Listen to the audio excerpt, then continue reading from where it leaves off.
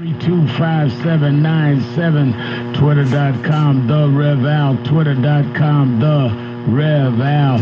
Well, with the dismantling of civil rights bureaus and divisions all over the federal government under this administration, we have no choice but to organize on a state level. That's why I tell you every day to go to www.nationalactionnetwork.net. We lay it out there.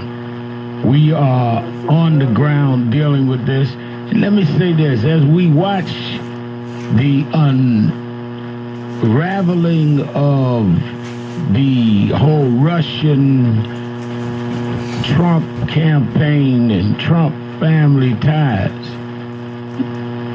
let me say that you need to understand that these issues speak to the very heart of what this country says it stands for.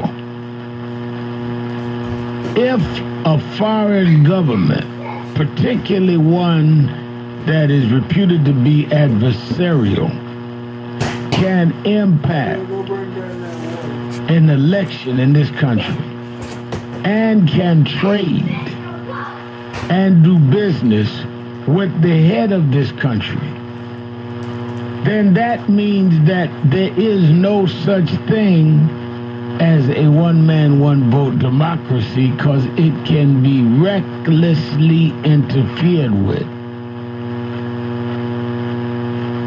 And there'll be no correcting of that infraction. That's what you're looking at.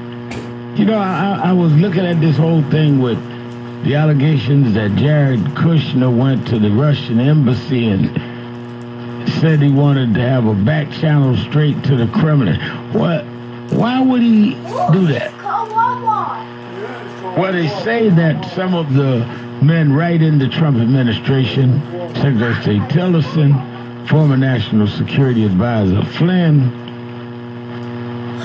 even Sessions has had contact with the Russians.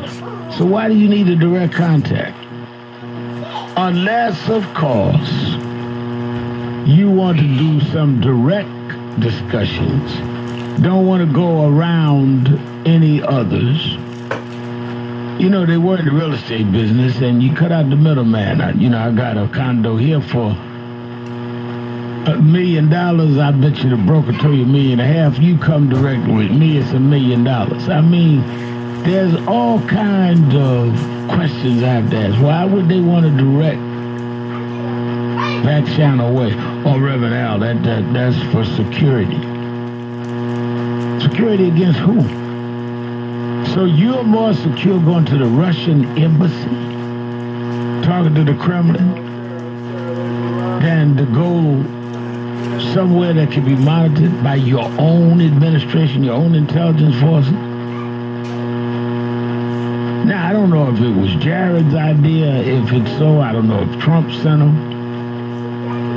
I don't know if the Russians suggested it. But it raises very serious questions. You go on a trip, you say, I'm not going to get in y'all's business to Saudi Arabia. I'm not going to talk about what y'all do to women. I'm not going to talk about how you don't allow protests, none of that. But you go to NATO, supposed to be your allies, and you all but curse them out. Then you come domestic, we gonna cut all of the civil rights bureaus in every department of government. What you are looking at in less than 150 days is the absolute turning and undermining the United States government as we know it, both globally and domestically, right before your eyes. Your allies are no longer your allies, your enemies are no longer your enemies, your rights are no longer protected. And we are acting as if we have the luxury of sitting around discussing who's going to fight rather than all of us fighting. Let's go to Miami. XM 126 to Charles. Charles, you're keeping it real with Al Sharpton.